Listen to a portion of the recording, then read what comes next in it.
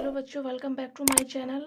आज मैं आप लोगों को बताने वाली हूँ क्लास 6 के प्रश्नावली 3.1 का क्वेश्चन नंबर 1। तो इसके लिए आप हमारा वीडियो पूरा देखते रहिए। तो चलिए शुरू करते हैं। पहला है 15 के सभी गुणनखंड लिखे। तो 15 के सभी गुणनखंड हमें ऐसे लिखना है कि 15 किन किन पहाड़ा में आता है। तो चलिए हम लिखते हैं। जैसे यहाँ 15 है, 15 किसमें यानी किससे विभाजित हो जाए। 15 को अगर हम 1 से डिवाइड करेंगे तो 15 बार में देखिए 15 कट गया, यानी कि हमें काट के डिवाइड करने पे शेषफल जीरो मिला। तो यानी 15 1 से कट जाएगा। फिर 2 से, अगर हम 2 से भागा देंगे 15 को तो देखिए एक क्या बच गया, शेष बच गया। तो यानी 2 15 का गुणनखंड नहीं होगा। यानी 15 किन किन पहाड़ों में आता है हमें बस वही लिख देना है। तो देखिए 15 3 के पहाड़ में आता है, 3 पंचे 15, 5 बार में तो हम 3 लिख देंगे 15 गुणनखंड। और किस में आता है 15 5 में 5 लिख देंगे। और किस में, और देखिए और तो किसी में नहीं आता, 15 खुद अपने में आता तो 15। तो ये हमारा हो गया 15 का गुणनखंड। तो चलिए दूसरा है, ये फर्स्ट नंबर। दूसरा है 64 के गुणनखंड। यानी 64 जो है किन किन पहाड़ा में आता है, किन किन टेबल में आता है। तो 64 किस में, 1 में तो आएगा ही, 2 में भी 64 आएगा। अगर हम देखिए 64 को 2 से डिवाइड करें तो शेषफल हमारा 0 बच जाएगा। 2 दूना 4। तो देखिए बच्चों ये कट गया तो क्या हो गया, यानी शेषफल 0 बच गया। तो यानी 2 में भी आएगा और 4 में भी आएगा। देखिए 16 के पहाड़ा में 4 बार में आता है 64। तो ये 4 में भी आएगा, 8 में भी आएगा। 8 64 होता है, 16 में भी आएगा। 16 चौके 64 होता है। और किस में आएगा, 32 में। 32 दूना 64 होता है। तो 32 में आएगा और 64 जो है खुद अपने में आएगा, और 64 अपने पहाड़ा में आएगा। तो यानी कि 64 का हमारा गुणनखंड हो गया 1 2 4 8 16 32 64। तो आई होप आपको समझ में आता होगा। तो चलिए अब क्वेश्चन नंबर हम 3 लेते हैं। देखिए क्वेश्चन नंबर 3 में क्या कह रहा है, निम्न में प्रत्येक के सभी गुणनखंड लिखें। यानी कि हमें गुणनखंड लिखना है जो हम इसमें पढ़े सेम वही। यानी 36 किन किन पहाड़ा में आता है हमें वही लिख देना है। 36 किन किन से कट जाता है। तो फर्स्ट में है 3 का 1 में है 36। तो 36 किससे किससे विभाजित हो जाएगा, 36 हो जाएगा, 1 से भी कट जाएगा, 2 से भी कट जाएगा, 3 से भी कट जाएगा, आप डिवाइड करके देख सकते हैं। और 4 से भी कट जाएगा, 4 9 36 होता है ना। और 3 के पहाड़ हम 12 बार में, 12 3 36, 6 में भी कट जाएगा, 6 6 36 होता है। और 9 में भी कट जाएगा, 9 चौके 36 होता है। 12 में भी कट जाएगा, 12 3 36 होता है। और 18 में भी कट जाएगा, 18 दूना 36 होता है। और 36 खुद अपने से कटेगा, 36 से कम 36। तो 36 के गुणनखंड क्या हो गया, 1 2 3 4 6 9 12 18 36। तो अब तीसरा का 2 नंबर में है 45। तो हमें 45 का गुणनखंड लिखना है। यानी 45 किन किन से विभाजित हो जाता है। तो 45 किससे हो जाएगा, 1 से हो जाएगा, 3 से भी हो जाएगा। हम आपको करके भी दिखा देते हैं। 3 से मान लीजिए 45 को डिवाइड किए, 3 एकम 3, 3 पंचे 15। देखिए कट गया, 3 से भी हो जाएगा और 5 से भी हो जाएगा। 5 9 45 होता है, 9 से भी हो जाएगा, 9 पंचे 45 होता है, 15 से भी हो जाएगा, 15 तिया 45 होता है। और 45 खुद अपने से कटेगा। तो आपको समझ में आता होगा, उम्मीद करते हैं कि आपको ज़रूर समझ में आता होगा। चलिए तीसरा नंबर में 78। अब आपको देखना 78 किस किस के पहाड़े में आता है, किस किस से पूरा कट जाएगा। 1 से तो कटेगा ही, 3 से भी कटेगा, पहले 2 से भी कटेगा, और जाके 3 से विभाजित हो जाएगा। 3 के बाद 6 से भी कट जाएगा, और 13 से भी कट जाएगा, 13 छक्के 78। 26 से भी कट जाएगा, 26 या 78 होता है। 26 के बाद 39 से भी कट जाएगा, 39 दूना 78 होता है 2 बार में। और 78 खुद अपने से कटेगा, 2 से कटेगा कि इसके इकाई अंक पे 8 है। तो जिन संख्या के इकाई अंक पे क्या क्या होना चाहिए, 0 2 4 6 8, वो 2 से कटता ही करता है। ये 2 से तो कटेगा ही ऑलरेडी। 3 से इसलिए कटेगा कि 8 और 7 को हम जोड़ेंगे, 8 7 15। तो देखिए बच्चों 15 जो है कि 3 के पहाड़े में आता है, इसीलिए 3 से कट जाएगा। तो चलिए चौथा में क्या है, 78 125। तो यानी 125 किससे किससे विभाजित हो जाता है। तो 125 हमारा हो जाएगा, 1 से तो होगा ही, 2 से नहीं होगा। 2 से अगर हम इसको डिवाइड करके आपको दिखा देते हैं, 125 को कट गया 2 दूना 4। तो देखिए शेषफल हमारा क्या बच गया, 1 बच गया। इसीलिए जो ये है कि 2 से नहीं कटेगा। तो 5 से ये कट जाएगा, विभाजित हो जाएगा, 25 से भी कट जाएगा। 25 पंचे 125 होता है और 125 खुद अपने से कटेगा। और इसका एक और लास्ट रह गया है 5 नंबर में 144। तो 144 देखिए बच्चों, 144 1 से भी कटेगा, 2 से भी कटेगा।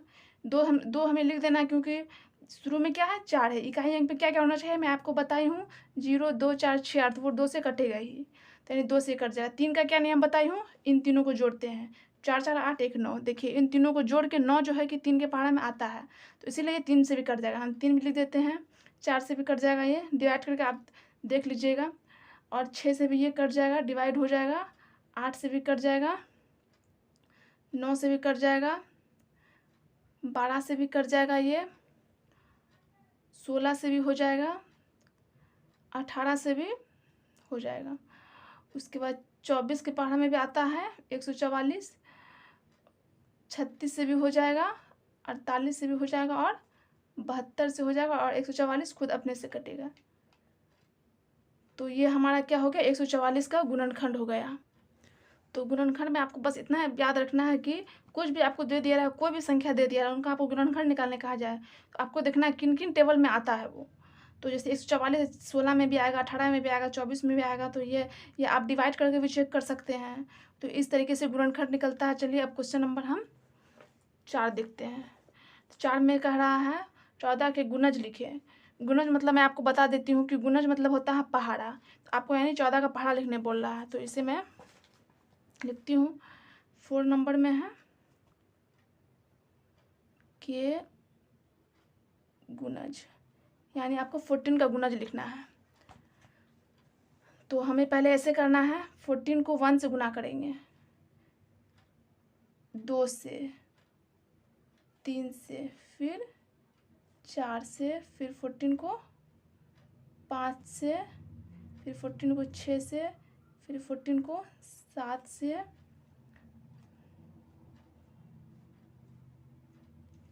फिर 14 को 8 से, फिर 14 को 9 से, फिर 14 को 10 से। तो यानी कि हमें क्या करना है, पहाड़ा लिखना है इनका। तो हम लिख देते हैं, 14 एकम 14 होगा 28, 14 तिया 42, 14 चौके 56, 14 पंचे 70, 14 चौके 84, 14 सत्ते 98, 14 अट्ठे 112, 14 रमा 126, 14 दही 140। बस आपको इतना ही कर देना है। गुणज लिखने कहा जाए तो एक गुणज इसमें और कह रहा है। चलिए मैं से इतना हो गया है कंप्लीट। तो दूसरा में कह रहा है 5 नंबर में 18 के गुणज। तो आप बिना गुना किए भी लिख सकते हैं, ऐसे डायरेक्ट भी लिख सकते हैं। 18 18 दूना 36, 54, 108, 18 सत्ते 126, 18 अट्ठे 144, 18 नमा 162, 18 दही 180। बस ये हमारा आंसर हो गया, क्योंकि हमें क्या करना था, सिर्फ गुणज टेबल ही लिखना था। तो ये हमारा हो गया है। अब देखते हैं 6 नंबर। निम्न में प्रत्येक के पहले 5 गुणज लिखिए। इनमें जो लिखना है शुरू के 5 गुणज लिखना है 6 नंबर में। 6 नंबर का 1 नंबर तो क्या है, फर्स्ट क्या है 4। तो यानी कि हमें इसको ऐसे लिख लेंगे गुना करके, 4 1 जा 4, फिर 4 × 2, तो 4 2 जा 8, 4 दूना 8, फिर 4 को 3 से, तो 4 तिया 12, फिर 4 को 4 से, 4 चौके 16, फिर 4 को 5 से, 4 पंचे 20। तो हमारा क्या हो गया, तो हमें लिखना है 4 के पहले 5 गुणज बराबर क्या, एक 4 हो गया, 4 का 4, 4 दूना 8, 4 तिया 12, 4 चौके 16, 4 पंचे 20। ये हमारा क्या हो गया, 4 के 5 गुणज हो गया। तो अब हम लेते हैं, अब इसके बाद क्या है 12। तो हम 12 का भी लिख लेंगे वैसे ही, 2 नंबर में है 12। तो 12 का हम लिखेंगे तो पहले हम लिख लेते हैं 12 के 5 गुणज बराबर, तो हम इतना मल्टीप्लाई करके आपको नहीं दिखाएंगे, एक दिखा दिए कि आपको एग्जाम में आएगा तो आपको सेम ऐसे ही लिखना है। तो हम डायरेक्ट लिख देते हैं इसको। 12 का हो जाएगा 12 का 12, 12 दूना 24, 12 तिया 36, 12 चौके 48, 12 पंचे 60। तो ये हमारा 12 के 5 गुणज हो गया, 1 2 3 4 5, बस आपको इतना ही लिखना है। तीसरा में है 30, तो अब हमें 30 का गुणनखंड लिखना है। 30 ही है ना, हाँ। तो 30 का भी क्या करेंगे, हम टेबल लिख लेंगे। तो चलिए हम लिखते हैं। तो चलिए बच्चों, अब मैं 30 का लिखती हूँ। तो ऐसे भी लिख सकते हैं, 30 गुना 1 बराबर 30 होगा, फिर कॉमा, फिर 30 गुना 2 बराबर 30 दूना 60, ये हो गया। फिर 30 गुना 3 बराबर 30 तिया 90, फिर 30 गुना 4 बराबर 30 चौके 120, 30 गुना 5 बराबर 30 पंचे 150। तो हमारा 30 का गुणज हो गया। तो हम ऐसे लिख देंगे, 30 के गुणज बराबर 30 हो गया, 60 हो गया, 90, 120, 150। यानी कि हमें क्या करना है, पहाड़ा ही लिख देना है। और आप ऐसे लिखेंगे तो आपको ज़्यादा अच्छा रहेगा। ऐसे जो आप गुना करके दिखाएंगे तो उसमें कहा है कि ऐसे जो आप लिखेंगे तो आपको लगेगा कि आंसर देके आप उतारती हैं, इसीलिए आप ज़्यादा कोशिश कीजिएगा। आपको अगर स्कूल में मिले या एग्जाम में आए तो आप ऐसे ही लिखिएगा। ये फर्स्ट वाला 30 को 1 से गुना करके, 30 को 2 से, फिर 30 को 3 से, फिर 30 को ऐसे ज़्यादा अच्छा रहेगा। ये मैं आप लोगों के लिए नॉलेज के लिए बता दे रही हूँ। प्लीज़ आप हमारे वीडियो को लाइक ज़रूर कीजिएगा, कमेंट बिल्कुल करना ना भूलिएगा, और वीडियो पूरा देखिए। 3, अब हम 4 नंबर में 24 के गुणज। तो 24 यानी किन किन पहाड़ा में आता है, तो हम डायरेक्ट उसको लिख लेते हैं। 24 एकम 24, 24 दूना 48, यानी इसको टेबल लिख देना डायरेक्ट। 24 तिया 72, 24 चौके 96, 24 पंचे 120। तो ये हमारा क्या हो गया, 24 का हो गया। अब 5 में है 50, 50 के गुणज। तो 50 से गुणज, 50 का हमको टेबल लिख देना है। 50 से कम 50, 50 दूना 100, 50 तिया 150, 50 चौके 200, 50 पंचे 250। तो देखिए यहाँ तक हमारा कंप्लीट हो चुका है। तो आई एम सॉरी, यहाँ पे मिस्टेक हो गया, 112 होगा, थोड़ा लिखने में मिस्टेक हो जाता है। तो चलिए, हमारा 1 से लेके कितना नंबर तक कंप्लीट हुआ है, 1 से लेके 5 6 तक हमारा कंप्लीट हो चुका है। तो अब हम जाते हैं 7वां नंबर पे। तो 7वां नंबर में मैं आपको थोड़ा बताना चाहती हूँ अभाज्य संख्या के बारे में। देखिए, अभाज्य संख्या को हम इंग्लिश में कहते हैं प्राइम नंबर। जिन संख्याओं के केवल 2 गुणनखंड होते हैं वे अभाज्य संख्या कहलाती है। मतलब जिन संख्याओं के 2 गुणनखंड, जैसे कि हम मान लें 2 ले लें, तो 2 के गुणनखंड क्या क्या होते हैं, 2 के 2 एगो एक से कट जाएगा, 1 में आता है, 1 2 में आएगा, इसका 2 ही गुणनखंड हुआ। तो जिन संख्याओं को केवल 2 गुणनखंड होते हुए हमारे क्या कहलाते हैं, अभाज्य संख्या। जैसे और हम क्या ले लेते हैं, 3 ले लेते हैं। 3 किससे किससे विभाजित हो जाएगा, 1 से और 3 से। अगर मान लीजिए हम 4 ले लें, तो 4 किससे हो जाएगा, 1 से भी होगा, 2 से भी होगा, और 4 खुद से, तो इसका 3 होगा, यानी ये नहीं होगा। तो ये जिनके केवल 2 गुणनखंड होते हैं, जैसे हम 5 ले लिए, तो 5 का 5 गुणनखंड और 1 गुणनखंड, उसके बाद 7 ले लिए, तो 1 होगा और 7 होगा। तो आई होप आपको अभाज्य संख्या के बारे में समझ में आ गया होगा। तो मैं आपको एक चीज़ और बता देती हूँ, मैं यहाँ पे लिख देती हूँ, सबसे छोटी अभाज्य संख्या, सबसे छोटी अभाज्य संख्या जो है वो 2 है। देखिए, क्योंकि सबसे पहले तो 2 ही है, तो इसीलिए सबसे छोटी अभाज्य संख्या क्या हो गया, 2 हो गया। ये आपको याद रखना है। तो चलिए क्वेश्चन नंबर 7 हम लेते हैं। तो क्वेश्चन नंबर 7 में देखिए क्या है, सबसे छोटी अभाज्य संख्या बताएं। तो मैं यहाँ पे लिख चुकी हूँ पहले से, सबसे छोटी अभाज्य संख्या क्या है, 2 है। तो ये हमारा 7 नंबर का हो गया। और 8वां नंबर पे देखिए क्या कह रहा है। 8वां नंबर पे कह रहा है सम अभाज्य संख्या बताएं। हमें ऐसी अभाज्य संख्या बताना है जो कि सम भी हो और अभाज्य भी हो।